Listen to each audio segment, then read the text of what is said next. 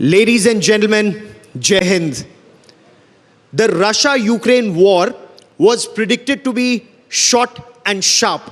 It's been on for 3 years and there have been lakhs of deaths, both civilian and military, in Russia and Ukraine. The Hamas terror attack on Israel led to a regional conflict and a massive escalation, and you had rockets and missiles and fighter jets being used. When we talk about India and the scenario that we are in, what are the challenges that we face now and the challenges that we face ahead? To talk about that, it is our proud privilege to have with us General Upendra Dwivedi, the 30th Chief of the Indian Army Staff. The General has 4 decades of experience in the army. He served in the north, the northeast, the west. He's from JACRIF, Jammu and Kashmir Rifles. He's majorly into artificial intelligence, quantum computing, and wants to take the army forward to fight the next generation war. With me is Rahul, Kanwal, my brother-in-arms, comrade, and the news director of the India Today group, with someone who have covered counter-terror operations and conflict in India and even in Sierra Leone. So, and again, a fellow Fauji brat with me on this broadcast. General, many thanks for joining us. If I want to kickstart and ask you, what is our next war going to be like? Are we fighting trench warfare, or are we fighting fifth generation warfare? Are we fighting grey zone warfare? So this question actually, it's very, very vast. So if I have to keep it small, I'll say the grey zone warfare is something which is already on. And India is perpetually in a condition of not war, not peace.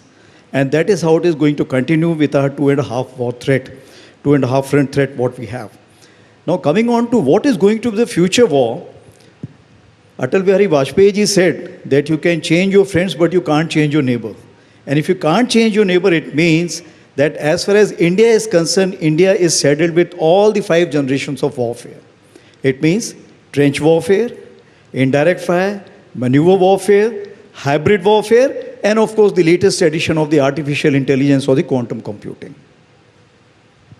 General Dwivedi, the war between Russia and Ukraine has largely become a battle between Ukraine's drone forces and Russia's infantry. Can you explain to everyone sitting here your understanding of the speed at which we've been able to incorporate some of these new technologies?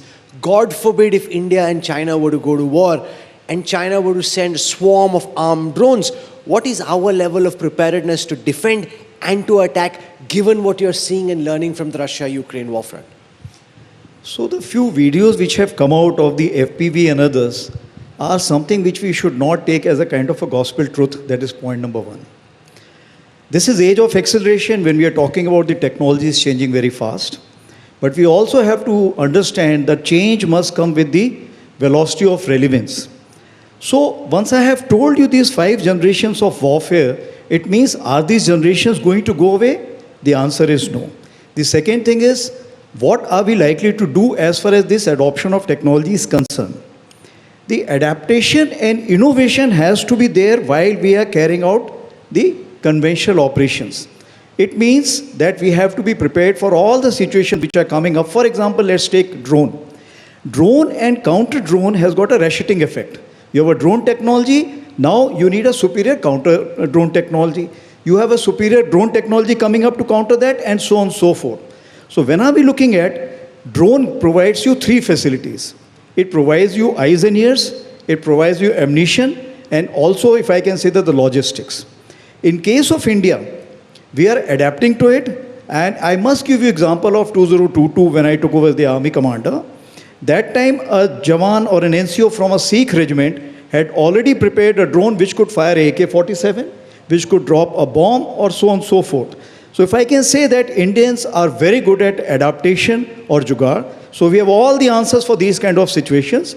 When it comes to the superior technology every time does not need answer as a superior technology. What you need is a battlefield equalizer. If I can somehow neutralize it, equalize it, it meets my requirement.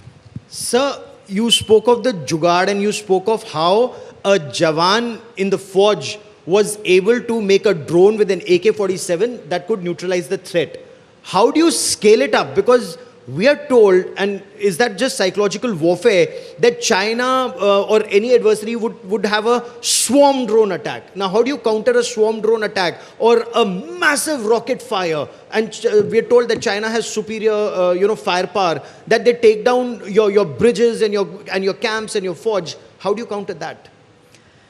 There are two things. Firstly, or rather three things which I keep talking about. Visualization. Where is he going to fire? That's what we need to see first. The second issue is preservation. He can fire at any place. He can strike at any place. But are we there at that place? Are we covered at that place? And the third thing is counter to what he's having it. If there's a swarm of drone coming from the other side, if you see the old-time Mahabharata and Ramayana serials, you'll always find from both the sides the arrows used to get fired. So there will be counter swarm of drone which will be there. So that will be taking care of that.